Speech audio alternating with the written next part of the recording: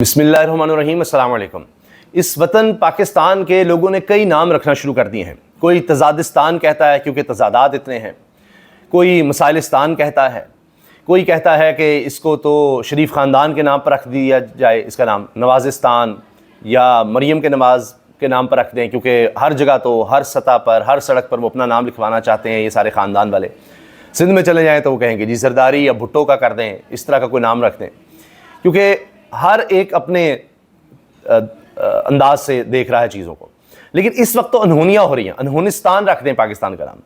सबसे बड़ी अनहोनी तो यह है कि दुनिया में कोई आपको ऐसी मिसाल नहीं मिलेगी कि आइन में कुछ दर्ज हो और मुल्क बिल्कुल उससे उलट चल रहा हो। आइन में दर्ज हो इंसानी हुकूक यहाँ पर मिलेंगे, कोई सोच भी नहीं सकता उसकी पामाली के लिए, लेकिन सबसे ज़्यादा पामालियाँ हो रही हों। कहा जाए कि यहाँ पर अदलिया आज़ाद होगी लेकिन वो हुकूमत के ताबे हो, और कि जी इंसाफ मिलेगा, वहाँ पर सिर्फ इंसाफ, हुकूमती इंसाफ चल रहा हो, तो हर सतह पर आपको तजाद नज़र आएगा या अनहोनी नज़र आएगी। पुलिस लोगों की प्रोटेक्शन के लिए होगी लेकिन लोग खौफजदा पुलिस से ही हो रहे होंगे सबसे ज़्यादा। ये हाल है। जहाँ डाकू राज हो, कच्चे के डाकू, आज भी उनकी वीडियो इस वक्त वायरल हो रही है कि जो पुलिस के 5 अहलकारों को शहीद कर दें और उसके बाद आकर कहें कि अब आ जाओ, हम मुकाबले के लिए तैयार हैं, जो भी आया यहाँ पर इलाके में उसको मार दिया जाएगा। कि नहीं, कहाँ इस तरह से होता है? डाकू राज है। और कितनी दफ़ा कहा गया ऑपरेशन हो रहा है, ऑपरेशन हो रहा है, और वो बेचारे जो पुलिस एहलकार शहीद हो गए। नज़र आ रहा है कि एक तरफ इतना पैसा लगाया गया है यहाँ पर, डीपीओ जनाब, आईजी और उनके घर, उनकी गाड़ियाँ, उनके ऑफिसेस, करोड़ों रुपए के, लेकिन यहाँ बेचारे पुलिस एहलकारों की वो चौकी की तस्वीर आप देखें, सर पकड़ लें। कोई चौकी वगैरह कुछ भी नहीं है, बस एक ऊपर चादर लगाई हुई है, वो भी डंडों के ऊपर, और बस थोड़ा सा खुदाई की हुई है, और वहाँ वो आकर उन्होंने रॉकेट मारा है उनको, पुलिस वालों को, और वो शहीद हो गए बेचारे। ये तो हाल है। अब यहाँ पर अनहोनी इसलिए भी हो रही है कि ये तो था कि इमरान खान का खौफ है जी, सारी हुकूमत इमरान से खौफजदा है, अवाम का भी खौफ है कि उनके पास नहीं जाना, फ्री एंड फेयर इलेक्शंस नहीं करवाने। वैसे यहाँ जिस तरह के इलेक्शन होते हैं, ये भी अनहोनी है कि इलेक्शन कमीशन ही इलेक्शंस जो है वो दूसरी तरह के करवा रहा है। लेकिन अब इमरान खान के बेटों का खौफ तारी हो गया है। इमरान खान तो अपनी जगह आ गया। अब हुआ ये कि हलीमा साहिबा ने जब से कहा कि उन्होंने अप्लाई कर दिया हुआ है पाकिस्तान के वीज़े के लिए, इमरान खान के बेटे कासिम सुलेमान ने, तो साथ ही उनका इंटरव्यू भी आ गया सामने, जिसमें वो कह रहे हैं कि हमें कोई खौफ नहीं है, अगर हमें गिरफ्तार करना कर लें, कुछ भी होता है वो देखी जाएगी, लेकिन अब हमने जाना है अपने बाप से मिलने। ये उन्होंने कह दिया। अब थरथरी मची हुई है। वजारत दाखिला ने बाकायदा बयान जारी कर दिया है कि वीज़ों के बारे में, क्योंकि हलीमा साहिबा ने कहा कि इमरान खान के बेटों के वीज़े के लिए दरख्वास्त वजारत दाखिला में ज़ेर गौर है। अब हुआ यह है, वजारत दाखिला ने रद्दअमल दिया है कि इमरान खान के बेटों की कोई वीज़ा दरख्वास्त वजारत दाखिला में ज़ेर गौर नहीं है।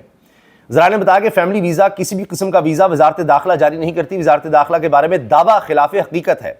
ज़रा ने मज़ीद बताया कि इस नौयत, ये एक्सप्रेस के ज़राए हैं जी, इस नौयत का वीज़ा सिर्फ हाई कमीशन और वजारत खारजा के दायरा कार में आता है।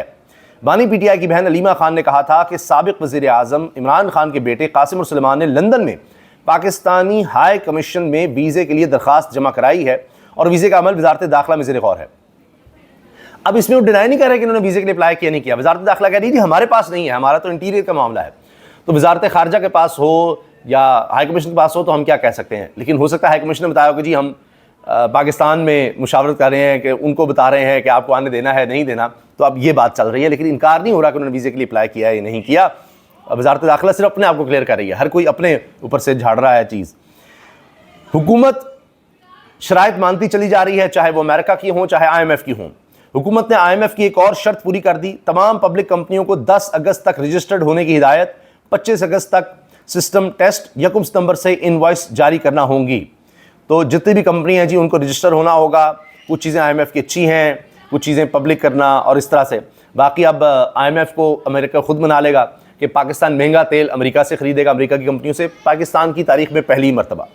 फिर 4000 से ज़ायद चीज़ें हैं, 4200 हैं शायद, जिन पर टैक्स नहीं लगाना पाकिस्तान ने। ज़ीरो टैक्स अमेरिका की मसनूआत पर, ज़ीरो टैक्स, और पाकिस्तानी मसनूआत पर अमेरिका में 19% टैक्स। ये डील मिली है जी हमें। तो बहरहाल इसमें ओवरऑल कहा जा रहा अपॉर्चुनिटी है पाकिस्तान के लिए, इसलिए कि 25% भारत पर है, 20% बांग्लादेश पर है, तो हमें थोड़ा सा एज खित्ते के ममालिक की निस्बत मिल सकता है। लेकिन बात यह है कि हमारे यहाँ बिजली बड़ी महंगी है और बड़े मसाइल हैं। तो खैर ये तो अब पता लगेगा कि टेक्सटाइल में हमारी दीगर जो एक्सपोर्ट्स होती हैं अमेरिका को, उसमें हमें फ़ायदा होता है, बढ़ती हैं या नहीं बढ़ती, क्या होता है। छापे अब पड़ रहे हैं कानून नाफिज करने वाले इदारों का। Bahria town phase 8 head office पर छापा। बहरिया टाउन के operations manager colonel retired Jamil को गिरफ्तार कर लिया गया है। अब गिरफ्तारियां हो रही हैं मलिक रियाज के गिर्द। बहरिया टाउन के गिर्द घेरा तंग से तंग होता चला जा रहा है और अब तो बताया जा रहा है कि दरिया सुमा पर इन्होंने जो उसका रिवर बेड होता है या उसकी ज़मीन, दरिया की, ये नहीं कि दरिया जहाँ बह रहा है सिर्फ वही उसकी ज़मीन है, नहीं, उसके इर्द गिर्द काफ़ी ज़मीन उस दरिया की तस्वर होती है क्योंकि वो बिफर कर इधर उधर जा सकता है, उसमें आप कोई कंस्ट्रक्शन नहीं कर सकते, वो अपना रास्ता भी बदल सकता है। हुकूमत पाकिस्तान का बहरिया टाउन के मालिक मलिक रियाज, इनके बेटे मलिक अली रियाज और दीगर करीबी साथियों के खिलाफ नैब FIA के बाद अब तीसरे जो है RDA रावलपिंडी का इस्तेमाल। थाना रवात में बहरिया टाउन के CEO मलिक अली रियाज और दीगर के खिलाफ दरिया सुमा के साथ फिलिंग करके प्लॉटिंग के जुर्म में मुकदमा दर्ज कर लिया गया कि इन्होंने वहाँ पर फिलिंग की, जो गड़े वगैरह होंगे, जो दरिया का इलाका था उसमें फिलिंग करके वहाँ पर प्लॉट बनाकर बेच दिए हैं। ये शोर मचाता बहरिया टाउन दरिया सुमा किनारे फेज 7 में प्लॉटिंग कर रहा है, मगर तब हुकूमत और मलिक रियाज हुसैन के माबैन मिसाली ताल्लुकात की वजह से एक्शन नहीं लिया गया था। कुछ अर्सा पहले जब बताया गया कि ये हो रहा है, प्लॉटिंग हो रही है, तब ये सारे खामोश रहे थे, तब कुछ नहीं किया गया। तो हालात बदलते हैं तो और चीज़ें बदल जाती हैं। आज जो हुकूमत में बैठे इसी तरह का काम कर रहे हैं रियल एस्टेट का, वो दरियाओं पर जो मर्जी करें, वो जिस तरह मर्जी प्लॉट की कटिंग करें, जो मर्जी करते चले, कोई नहीं पूछेगा। जब हालात बदलेंगे तो फिर इनकी बारी आ जाएगी। हमें रात 2 बजे मैसेज दिया जाता था कि आपकी सुबह 9 बजे इमरान खान से बात करवाई जानी है और अगर आपने मौका ज़ाया कर दिया तो अगले 2 महीने मौका नहीं मिलेगा। ये हमारे साथ होता था। ये कासिम सुलेमान का हालिया इंटरव्यू जो बड़ा वायरल हो रहा है पियर्स मॉर्गन के साथ। इमरान खान को करप्शन केसेस में सजा हुई पियर्स मॉर्गन। इमरान खान अगर करप्ट होते या उन्होंने करप्शन की होती तो 30 साल पहले इन्हें नून लीग में शामिल होने की दावत दी गई थी, लेकिन इमरान खान अपनी जमात उन्होंने बनाई और ये उन्होंने जवाब दिया जिनके बेटों ने। फिर पियर्स मॉर्गन ने इमरान खान से तारीखी गुफ्तगू अपने शो में चला दी, जो पुरानी उनकी गुफ्तगू थी। मैं मौत के खौफ को शिकस्त देकर सियासत में आया हूँ, इमरान खान के ये अल्फाज थे पियर्स मॉर्गन से बात करते हुए।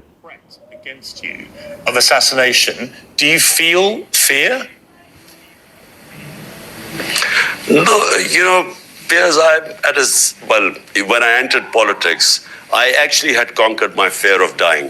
Otherwise, I would not have entered politics because I came in to stand up against the entire status quo. अब ये इमरान खान का बयान कि मैं मौत के खौफ को शिकस्त देकर सियासत में आया था, तो वरना मैं आता ही ना सियासत में। तो ये उनके बेटे बैठे हुए हैं और ये बयान इमरान खान का पियर्स मॉर्गन ने चलाया है। जो भी होगा देखा जाएगा, हम पाकिस्तान ज़रूर जाएंगे। कासिम और सुलेमान ने ये बात वाज़ेह कर दी है। हमारी बरतानवी और अमरीकी सियासतदानों से, सहाफ़ियों से दरख्वास्त है कि वो पाकिस्तान में जारी इंसानी हुकूक की खिलाफ वर्जियों पर आवाज़ बुलंद करें। ये जमहूरी और इंसानी हुकूक का मसला है। ये बात कासिम और सुलेमान ने की है। इमरान खान के डोनाल्ड ट्रंप से अच्छे ताल्लुकात हैं। हम इमरान खान की रिहाई में मदद के लिए अमरीकी सदर से बात करना चाहते हैं। अगर पाकिस्तानी इस्टेब्लिशमेंट से कोई बात कर सकता है तो वो सिर्फ अमरीकी सदर ही हैं। नहीं जी, उनको भी पाकिस्तान की सियासत में क्या होता है ये इमरान खान के बेटे को भी अच्छी तरह पता है कि पाकिस्तान की इस्टेब्लिशमेंट अगर किसी की सुनेगी तो अमरीकी सदर किया है। लेकिन आखिर में मैं आपको ये बयान सुनवाना चाह रहा हूँ कि हम पाकिस्तान ज़रूर जाएंगे, जो होगा देखा जाएगा। Kasim, are you prepared, you guys, to risk being arrested and going to Pakistan? Yeah, for sure.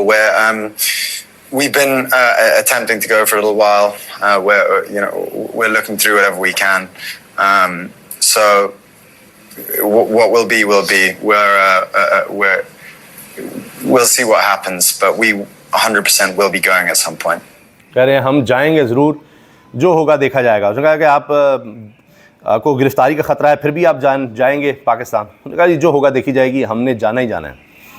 Karachi में अमरीकी अहदेदारों को नकलो हरकत महदूद करने की हिदायत। ये इक़दाम कराची में कायम अमरीकी कौंसल जनरल की रिपोर्ट की बुनियाद पर किया गया है। अमरीकी स्टेट डिपार्टमेंट ने बाकायदा कहा है कि जो अमरीकी कराची में हैं वो मोहतात हो जाएँ और होटल्स का रुख होटलों, मार्केट, शॉपिंग मॉल्स और रेस्टोरेंट में अमरीकी सरकारी अहदेदारों की आर्जी तौर पर नकलो हरकत भी महदूद करने की हिदायत जारी की गई है। तो ये कोई उनके पास इंटेलिजेंस रिपोर्ट है कि खुदा न खास्ता कराची में इस तरह से किसी को, अमरीकी को या उनके अहदेदारों को निशाना बनाया जा सकता है। तो ये पाकिस्तान की अमन अमान की सूरत हाल है। तो किस तरह हम कहेंगे कि बाहर से इन्वेस्टमेंट पाकिस्तान आए, बड़ी बड़ी कंपनियां पाकिस्तान आए, जब इस तरह की बातें कही जा रही होंगी, अलर्ट जारी किए जा रहे होंगे कि इन जगहों पर जाने से आप एहतियात बरतें। इजाज़त दीजिए, अल्लाह हाफ़िज़।